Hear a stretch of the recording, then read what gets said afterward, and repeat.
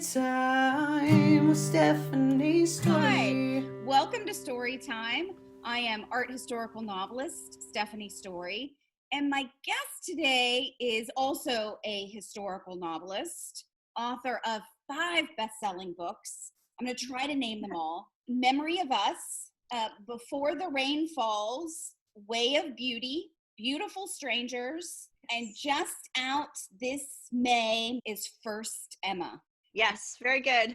Very excited about talking. I'm very excited about talking all things historical fiction and writing with Camille di Maio. Welcome to the show.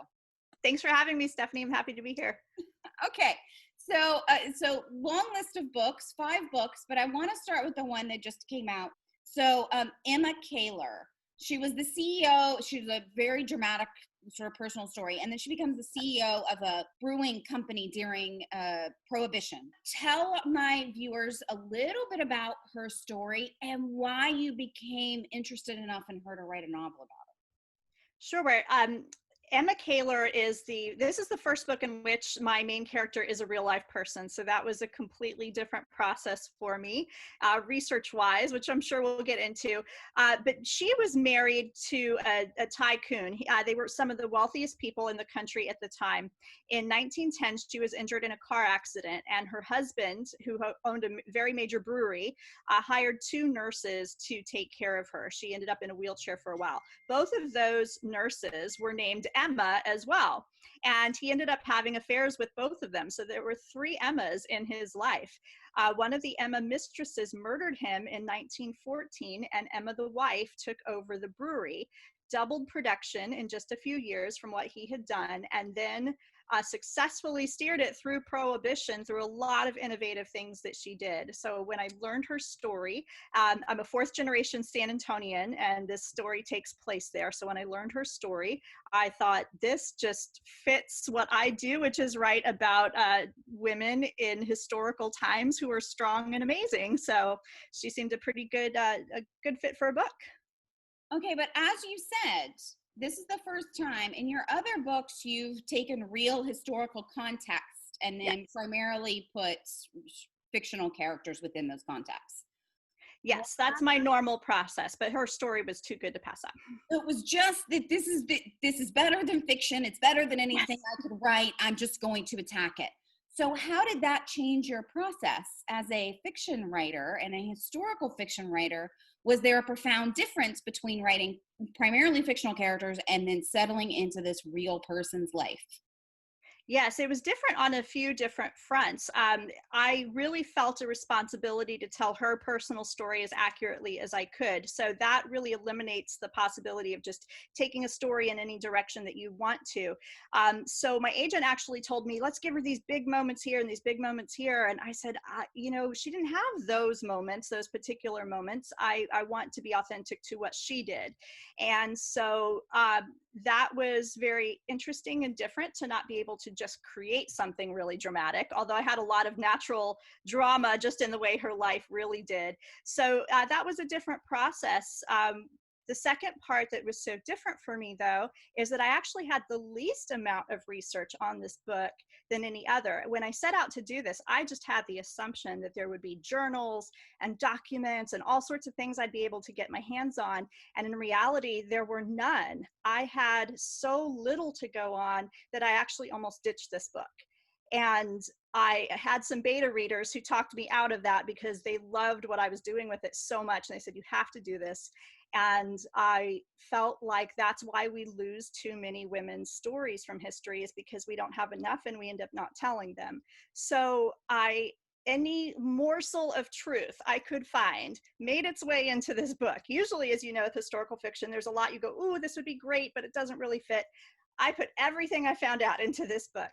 And I had things where I knew fact A and I knew fact C, and I had to create what I imagined B might be. So there are a lot of fictionalized scenes in here, but they're based on things that I think probably happened. For example, they didn't have any children.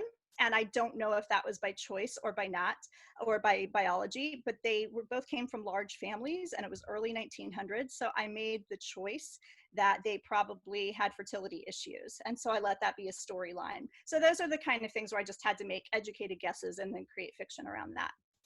Okay, so which one did you like better? Do you like being able to make up wholesale stories and lean totally into the fiction? Or do you like the constraints of the A and C facts and having to fill in B? Which one do you like better? I think over the course of writing feature books, I'd still like to do both. It sort of exercised different parts of my creative process. I loved illuminating a real life woman, and I loved it was almost like putting together a puzzle to have all these pieces and put them together in the right way. And I loved that. I don't think I'd want to do it on every single book because I enjoy the way the creative process can just take over otherwise. But I loved it enough that I would do it again if I found the right story. So over the course of your career, you have conquered different locations, different time periods, like Pacific Hotel in the 1950s. There's a Liverpool, like pre-war thing. There's 1940s Texas, I think, is one. Yes.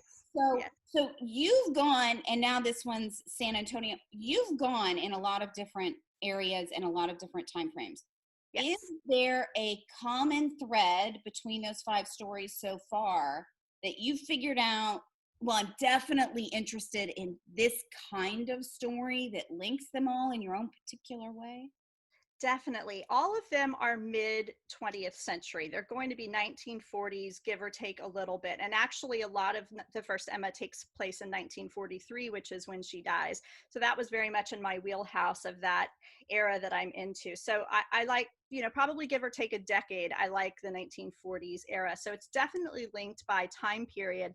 And the reason I find that time period so interesting is that even though most of my books are not about World War II, except the first one, I do think that era when the men were going off to war and the women were taking their places was one of the most pivotal times and moments where women were being able to express the different talents that they had. So I find that change in history to be so interesting. So that part definitely runs through my stories. And the other part is that all of my women in my books are my main characters are very strong women. So even though in the previous ones they're fictional, they are living through very real times. And I find that inspiring. I have 3 daughters and a son, but from the point of view of my 3 daughters, I want them to go be able to do anything they would like to do and dream any dream. And so I love to dig back into the past about how women did that. But I love to travel, so my geography is all over the place. Okay, yes. And you've lived in all kinds of different parts of the country, right? Like you've lived in Colorado and Pennsylvania and Virginia and spent a lot of time in Hawaii or something. Yes, all over. All over. So does that come from your desire to travel, or does your desire to travel come from living all over the country? Which came? I didn't set out to live all over the country, but I think because I love to travel, it at least kept me open when opportunity came up. So I've never looked at anything and thought this has to be the permanent thing. I definitely embrace wherever I live, but if there's something and some reason to be in another place, then I'll seriously look at it. So I'm not seeking it, but I'm open to it. And I think it's been enriching. Well, that sounds like the same kind of attitude you have to in order to be able to write novels, right? You have to go down one road, but be prepared to move and change and be open to different stories that attract you. Yes, it's openness. Be inquisitive, be open. I think inquisitive is a really key factor to being a writer, and imaginative, and just letting stories or setting or things inspire you. Don't look at things just as they are, but what they could be or what they could have been. So you said you wanted to write these books in part to inspire your daughters, that there are women who go out and do these great things and you can do whatever you want to do. Mm-hmm. Did you have role models like that who were women when you were young, or were you lacking them and you're now hoping to be a person who fills in those holes? Which way did you go? It didn't really start out to be intentional. I think there was something a little bit more innate that I seemed to be attracted to that. So I can't say that I have really, really specific role models. Although an early one is Mother Teresa. I think that on lots and lots of walks of life, but she's one that comes to mind. Somebody who just felt called to do something and did it against all odds. And so I was aware of her at a pretty young age. And just authors, but authors in general were my primary inspiration. I got bullied on the playground, so I spent recesses in the library, and these authors lifted me out of that. So they took on kind of superhero status to me, and I thought I'd want to be them. Okay, but back to Mother Teresa. Did I read somewhere that you got to meet her? Yes, I did get to meet her when I was a teenager. I actually grew up in Denver, and she was out there for an event where she was announcing that she was going to open a facility to care for AIDS patients, and Denver was her location of choice. And we happened to have an opportunity to go backstage and meet her. And she was very tiny and just such a wonderful presence about her. But we had my little sister with us. And so my favorite moment of that encounter is that when she came over to see our family, she saw my little sister and said, "God bless you." And my sister said, "But I didn't sneeze." And I just thought that was, even I understood that was a very important moment, and that's what happened. So I always laugh at that. But she was a wonderful presence, a lot of personality packed into a tiny body. But if she was a hero of yours since you were a kid, did meeting her change the way you thought of her, or did it not just sort of add to the vision you had of her? Did it affect you in any way other than the fact I've now been in the presence of this person? Well, I named one of my daughters Teresa, so it definitely had an impact. I think it was her stature to some degree that it's different when you see pictures, but when I'm already short and she was in front of me and she was just tiny, I don't think it struck me the magnitude of that until later on when I was old enough to really look back on it. But the fact that the strength of this small, humble woman was literally a world changer, I think that awareness struck me, but in a way that I came to understand over a much longer time. Okay, but take me back, because for a long time you were working in real estate. You were not like, you haven't been a writer since you were young. Have you always, so start here. Have you always wanted to be a writer since you were a kid and you just went on a detour and then you finally came back? Or was exactly that? Yes. So I wanted to do that ever since I was 12. Like I said, staying in the library, the authors just really, I felt like they saved me. It saved my life, kind of metaphorically. Nobody was beating me up, but they really did save my life. And I wanted to be one of them. I elevated them to superhero status, but there was also that feeling like, oh, I couldn't do that. So it was a dream, but I really didn't believe in myself that I could. It was when I had my first idea for a book, just always that openness was there though. And I had this idea, and my husband was really encouraging of it. And my mom was always really encouraging. So they believed in me when I didn't. And on the practical side, when I wrote that first book, staying up till 3 and 4 a.m., my husband was doing diapers. I was drinking Dr. Pepper to fill myself with caffeine. And that's what fueled me to believe it could happen. And then it finally did. But it took the people around me telling me I really could do it. Okay, but you were a real estate agent for a long, long time. Yes. What did you end up getting from, because I always feel like I was a television producer for 20 years, like before I became a novelist. And I feel like I got so much from producing television that I've ended up putting into my noveling career. Did you get anything from real estate that you've ended up putting into your noveling that's surprising, or that you wouldn't have expected, or you wouldn't have thought about till you realized, oh my gosh, I'm using real estate to do this, or whatever? In the writing specifically, I haven't, though I was in it for so long that someday I might have a contemporary real estate novel in me. I just don't know what that would be yet. But as you well know, we want to be these writers. We want to kind of hole up and do this writing, but no matter who your publisher is, you're going to have to do some of the marketing yourself. And one thing I was really, really good at, along with my husband in our business, was the marketing of real estate. And I think I had a natural tendency toward that. So I have definitely used my marketing chops from real estate into marketing with my books. I had an understanding too that I was the person who had to be truthful with my clients about how their house looked and I was kind of an editor. When you're a realtor, you're like the editor of selling somebody's house. You have to point out what needs work.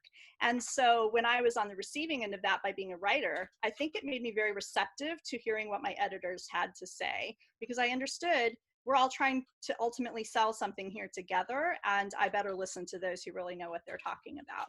So it did prime me in those ways. Okay, but so then you said you'd had this lifelong dream, you get changed, and then you stay up till 3 o'clock in the morning writing your books, and then you get it. You get your first book, and now you're 5 books in. Yes. Has it met expectations? How has it fulfilled those dreams? How has it been a challenge that you didn't expect? How has it lived up to the 12-year-old version of noveling? The 12-year-old only ever thought she would write a book someday, or dream of writing a book someday. It was a completely singular thought. And even though I read people who wrote, I read all their books, and I knew that people wrote lots of books, for some reason it just didn't dawn on me. I think just writing that first one seemed so daunting. And so it was literally on publication day of my first book that my agent called me and she said, okay, what do you have next? And it was the first time I thought in this serious way about what do I have next. So yeah, that's it. Just the path of it being a career was not really in my thoughts there. The other part that was completely unexpected is the writing community. And really, I would do what I'm doing just to have made the friends that I have made through this process. And I think that it's easy to think about writing as this solitary thing, but it is such a community of readers, of other authors, and so forth. And that is the absolute best part of being a writer, but I wouldn't have known that going into it. So this novel came out during the old pandemic. Yes. Just like mine did. Every author's dream.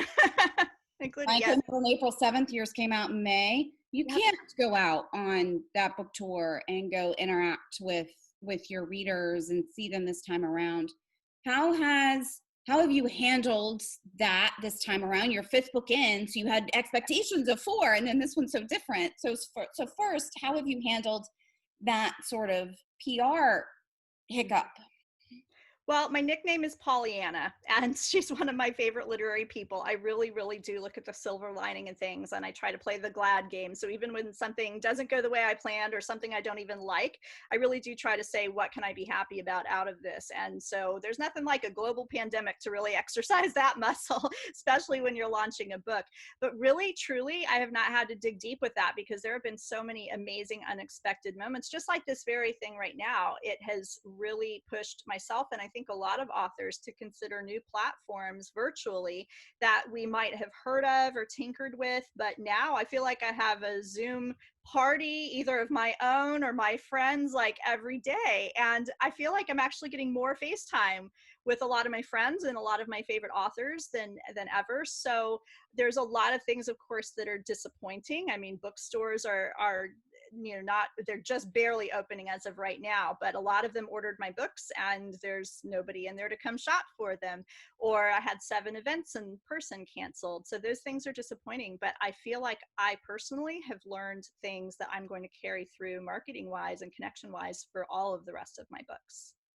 Okay, what have you learned aside from marketing wise? What have you learned humanity wise from this pandemic? Because I know it's like, even though I'm a historical novelist, it's changed the way I'm thinking about plagues or sieges by wars or loneliness or the way people deal with trauma. Or I was talking to another author the other day who she compared this pandemic to being a cancer survivor, because she had to stay indoors and stay away from people and had to sort of socially distance in order to protect her immune system. Mm-hmm. So has it changed your vision of humanity in any way, or anything you plan about writing about as we have a chance to process all of this? Of course, it will take time, but is it starting to shift any of that? In the humanity sense, I think what it has taught me is I think we've seen kindnesses among people come out in brand new ways. There's an Instagram page I already followed called Good News Movement, and I love that one, but now it has been flooded with generous, wonderful, creative things that people have been doing. And I'm just a believer that there's a lot more good. It's a lot easier to hear the bad stories, but there are outlets where you can really hear the good stories. And I think they're in abundance. On the writing side of it, it has truly made me very thankful that I'm a historical fiction writer, because when we write historical fiction, as you know, you're really like a historical archaeologist or a detective, and you're finding out about things that have already happened. But if I were a contemporary novelist, I would be truly nervous about my book about to come out that's set in 2020. And I didn't know there would be a pandemic at the time or something like that. Or a contemporary novelist, or a novelist looking ahead to 2021, 2022, and going, I don't know what the world will look like then. I don't know what will be normal for us. How do I write this book in an authentic way, knowing it'll be published 2 years later? So it's just made me very glad I'm a historical fiction writer. Speaking of a form that tends to look on the optimistic side, to me anyway, you are a fellow, like I am, a musical theater nerd, as I like to proudly call myself. Proud. So let's start with, name me a couple of your favorite, most impactful musicals on yourself, and then I have a question about storytelling for musicals. Okay. Les Mis is my all-time favorite musical. I mean, talk about resilience and talk about a way, and you know, how old was I when that came out? I was probably like 12 years old when Les Mis first came out, so I'm dating myself. But I think I didn't understand it at the time, but you know what it is? It's historical fiction. It's taking this historical time and it's populating it with people, and then it's gripping your heart with their stories, and then you're more interested in the history because you've just been gripped in the heart by these stories.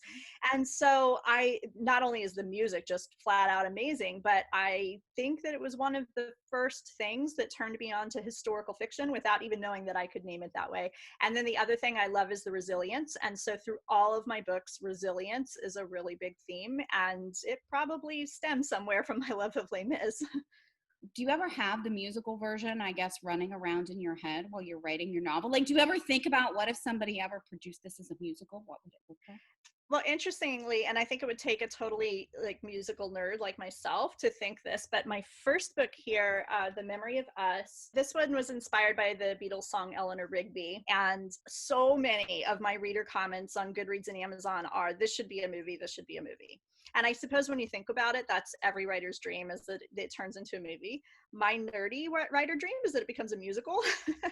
And I actually think I can see that. Not at the time I was writing it, but after the fact, when people were talking about how cinematic it is without me even trying to go that way, I actually think it would translate to stage very, very well. So, but I do actually have a nerdy Broadway thing about this, if I could throw that in. So I'm not one of those writers who casts their book in their head. I've just never been able to do that very well, but my readers do after the fact. But one character that I could see is, there's a character in here named Mrs. Westcott. And if I had to cast a movie for it, I would see Donna Murphy, 2-time Tony winner, playing this particular character. She's got this very ethereal kind of countenance that I think would be great. So when she was in Hello Dolly a few years ago, I sent her a copy of the book, and she followed me on Instagram, and then we messaged a few times, and she knew I was coming to New York, and she invited me to come backstage to see the show and to come backstage. So I got to do that. And so if for some reason it ever turns into a movie, I am lobbying for Donna Murphy to play that role. That's so great that your noveling life got you to go backstage of this other, I know, obsession of your life, and open to those doors. It's to your point earlier, you get to do things and meet people and have experiences that you never would have. Well, I met Paul McCartney because of this book too. Because of that book? Oh, because of Eleanor Rigby. Eleanor Rigby, yes. I was at a concert of his in San Antonio back when it was a manuscript. It wasn't published. I didn't have an agent yet, but it was a small venue, only 1,700 people. It was this fundraiser, and I brought a sign that said, I wrote a book about Eleanor Rigby. And he ended up singing that song, which I learned later is the first tour he's ever done where he included the song Eleanor Rigby. So after he finished the song and he across the stage to change guitars, I held the sign up. And as soon as I saw that he saw it, I put it right back down. And he got to the mic and he looked out and he said, "Did you say you wrote a book about Eleanor Rigby?" And I said, "Yes." And he said, "Would you like to give me a copy?" And I said, "Yes." And so he called me to the stage, and then he started, I actually have a picture. He started reading the book to the audience. There's Paul McCartney reading my manuscript. So, best moment ever. So that's where writing led me. Who knew? Right. That is, I'm not even going to ask another question, because Paul McCartney reading your manuscript on stage is like the greatest novel nerd dream on the planet. I know. And it wasn't even published yet. So my dreams were coming true before I ever even had an agent. Story time with Stephanie Storey. Story time virtually. We've got time and plenty of stories, talking stories in a novel way. Story time with Stephanie Storey.